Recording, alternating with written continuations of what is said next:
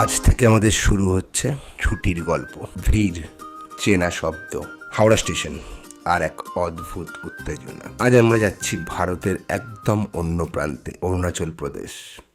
ট্রেনে চেপে বসেছি সরাইঘাট এক্সপ্রেস, গুয়াহাটি রেল স্টেশনের উদ্দেশ্যে। আরও অনেক ট্রেন আছে, এখন বন্দে ভারতও হয়েছে। তোমরা যদি কেউ ফ্লাইটে যেতে চাও তাহলে কলকাতা এয়ারপোর্ট থেকে গুয়াহাটির ফ্লাইটও নিতে পারো। প্রচুর ফ্লাইট আছে। জানালার বাইরে শহর ধীরে ধীরে হারিয়ে যাচ্ছে। সবুজ মাঠ, নদী আর ছোট ছোট গ্রাম আমাদের সঙ্গী হয়ে উঠেছে। এই যাত্রা শুধু একটি ট্রিপ নয়, এটা একটা অনুভূতি, একটা এস্কেপ, একটা গল্প।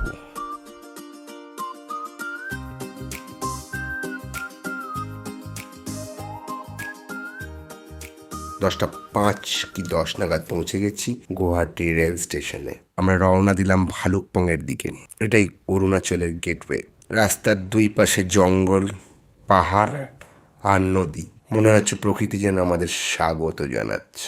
গুয়াহাটি থেকে ভালুকপং যাওয়ার পথে নগাঁওতে লাঞ্চ করে নিলাম। তো নগাঁও অনেক খাবার রেস্টুরেন্ট আছে, ভালো ভালো খাবার পাওয়া যায়। গুয়াহাটি থেকে ভালুকপংয়ের দূরত্ব প্রায় 246 কিলোমিটার, 5 ঘন্টা মতো সময় লাগে। যাওয়ার পথে তেজপুর হয়ে নামেরি ন্যাশনাল পার্ক আর পাশে জিয়াভারেলি নদী। অরুণাচলে যেতে গেলে ইনার লাইন পারমিট লাগে, অনলাইনেও করে নিতে পারো, ডেসক্রিপশনে দেওয়া রইল। ভালুকপং থেকে শুরু আসল অ্যাডভেঞ্চার। পৌঁছে গেলাম ভালুকপং।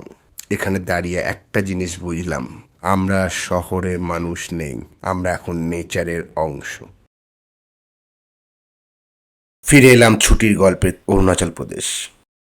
ভালুকপং হোটেল থেকে ব্রেকফাস্ট করে রওনা দিলাম দিরাংয়ের উদ্দেশ্যে। আমাদের আজকের গন্তব্য দিরাং। ভালুকপং থেকে দিরাংয়ের দূরত্ব 130 কিলোমিটার মতো। সময় লাগে 3.5 থেকে 4 ঘন্টা মতন। ভালুকপং থেকে দিরাং যাওয়ার পথে 2-3 কিলোমিটারের মধ্যেই পড়বে টিপি অর্কিড গার্ডেন। কামেং নদীর ধারে বিশ্ববিখ্যাত এই অর্কিড গার্ডেন। রাস্তায় পাবো হ্যাঙ্গিং ব্রিজ, লুম ওয়াটার ফলস, নাগ মন্দির ইত্যাদি। আমরা পৌঁছলাম দিরাংয়ে। এখানে সময় থেমে থাকে, ঠান্ডা হাওয়া, আপেল বাগান আর পাহাড়ের কোলে ছোট ছোট ঘর। একটা ছোট শান্ত ছবির মতো সুন্দর শহর।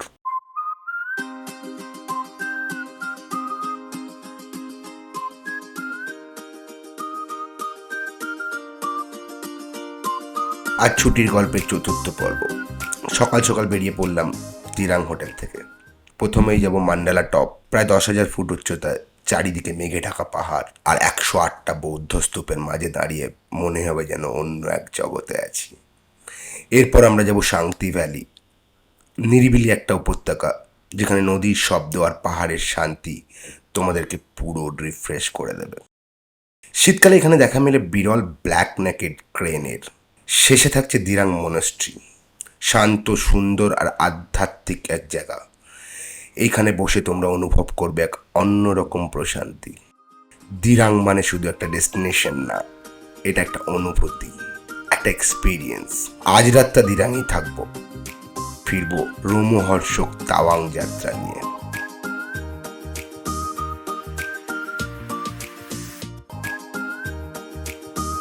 সবাই তাওয়াং পৌঁছানোর গল্প বলে, কিন্তু আসল ম্যাজিকটা লুকিয়ে আছে এই পথেই। দিরাং থেকে যাত্রা শুরু, আর ধীরে ধীরে আমরা উঠে যাচ্ছি মেঘের রাজ্যে।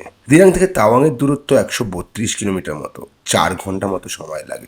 এবার সামনে সেলা পাস, 13,700 ফুট উচ্চতায়, চারিদিকে বরফে ঢাকা পাহাড় আর সেই বিখ্যাত সেলা লেক, একেবারে স্বপ্নের মতো সুন্দর। সেলা ক্রস করে পাবো জসবন্তগড় ফোর্ট। সেলা আর জসবন্তগড়ের আলাদা একটা হিস্ট্রি আছে, পরে কোনো এক গল্পে শোনাবো। আমরা নেমে গেলাম জাংয়ের দিকে, আর অবশেষে পৌঁছে গেলাম তাওয়াং। শুধু একটা ডেস্টিনেশন না, এটা একটা ইমোশন। কারণ এই পুরো জার্নিটা, প্রতিটা বাঁক, প্রতিটা ভিউ তোমাদের মনে থেকে যাবে সারা জীবন। তোমরা যদি এই এক্সপিরিয়েন্সটা মিস করতে না চাও তাহলে আজই প্ল্যান করো।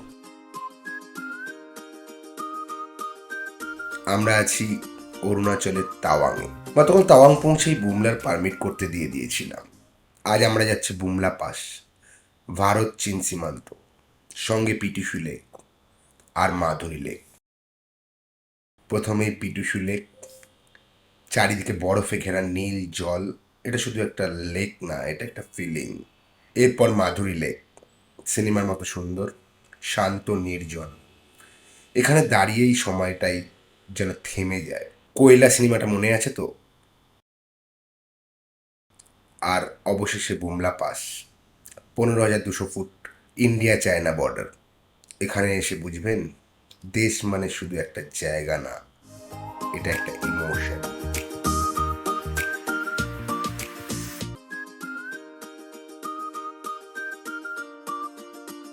ছুটির গল্পের সপ্তম দিনে আমরা। আজকের দিনটা তাওয়াং লোকাল সাইট সিইং। প্রথমে তাওয়াং মনস্ট্রি, ভারতের সবচেয়ে বড় মনস্ট্রিগুলোর মধ্যে একটি। পাহাড়ে কোলে দাঁড়িয়ে থাকা এই মনস্ট্রিটা শুধু একটা জায়গা না, এটা একটা শান্তির অনুভূতি। এখানে প্রার্থনার শব্দ, বাতাসের ঠান্ডা ছোঁয়া, মনটা একদম শান্ত হয়ে যায়। এরপর আমরা গেলাম তাওয়াং ক্রাফট সেন্টার। এখানে হাতে তৈরি লোকাল হ্যান্ডিক্রাফট, থাংকা পেন্টিং, তাওয়াংয়ের কালচার আর ট্র্যাডিশনকে খুব কাছ থেকে দেখা যায়। এরপর শহরের ছোট ছোট জায়গা, কখনো ভিউ পয়েন্ট, কখনো লোকাল মার্কেট, প্রতিটা জায়গাতেই আলাদা একটা চার্ম। আজকের দিনটা অ্যাডভেঞ্চারের জন্য না, আজকের দিনটা ফিল করার জন্য। কারণ তাওয়াং শুধু দেখার জায়গা না, এটা ধীরে ধীরে অনুভব করার জায়গা। বিকেলে ওয়ার মেমোরিয়ালের লাইট অ্যান্ড সাউন্ড শোটা দেখতে ভুলো না কিন্তু। অরুণাচলের অষ্টম পর্বে আমরা ফিরছি তাওয়াং থেকে। সকালে ঠান্ডা হাওয়া, তাওয়াংকে বিদায় জানিয়ে আমাদের প্রথম স্টপ অসাধারণ সুন্দর জং ফলস। জলের গর্জন আর চারপাশের নীরবতা একটা অন্যরকম অনুভূতি তৈরি করে। তারপর আমাদের যাত্রা এগিয়ে চলে বোমডিলার দিকে। পথে পাহাড়ি রাস্তা, মেঘে ঢাকা ভ্যালি, একের পর এক মনোমুগ্ধকর ভিউ।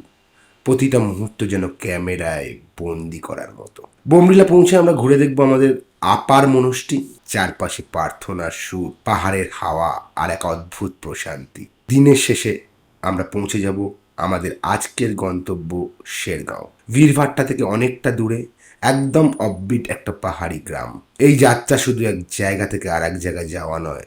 ছুটি.com-এর সাথে থাকুন, কারণ ভ্রমণটা শুধু গন্তব্য নয়, প্রতিটা পথের গল্প। আজ ছুটির গল্পের অরুণাচল ভ্রমণের শেষ দিন, ফিরে আসা শেরগাঁওয়ের নির্জন পাহাড় আর প্রকৃতির মাঝে ছোট্ট ছোট্ট বিরতি নিয়ে আমরা শুরু করলাম আমাদের রিটার্ন জার্নি। শেরগাঁও থেকে গুয়াহাটির দূরত্ব 220 কিলোমিটার মতো। সময় লাগে 4 থেকে 5 ঘন্টা। শেরগাঁওটা ভালো করে ঘুরে দেখলাম। সেই শান্ত গ্রাম, সবুজ ঢাল আর সকালে তাজা হাওয়ায় মন ভরে গেল। তারপর পথে ভুটান বর্ডারে থামলাম, যেখানে ভুটানের সীমান্তের কাছে দাঁড়িয়ে একটা অন্যরকম অনুভূতি নিলাম। সেখান থেকে নির্ঝুম পাহাড়ি রাস্তা দিয়ে অসাধারণ ভিউ উপভোগ করতে করতে ফিরলাম গুয়াহাটিতে। আমাদের ফিরতি ফ্লাইট ছিল সন্ধ্যেবেলা। তোমরা রাতে ট্রেনও নিতে পারো গুয়াহাটি থেকে। এই ফেরা শুধু শেষ নয়, আরও ভ্রমণের শুরু। ছুটি.com-এর সঙ্গে থাকো, কারণ ছুটির ভ্রমণের গল্প কখনো শেষ হয় না। ভালো লাগলে লাইক আর সাবস্ক্রাইব অবশ্যই করুন।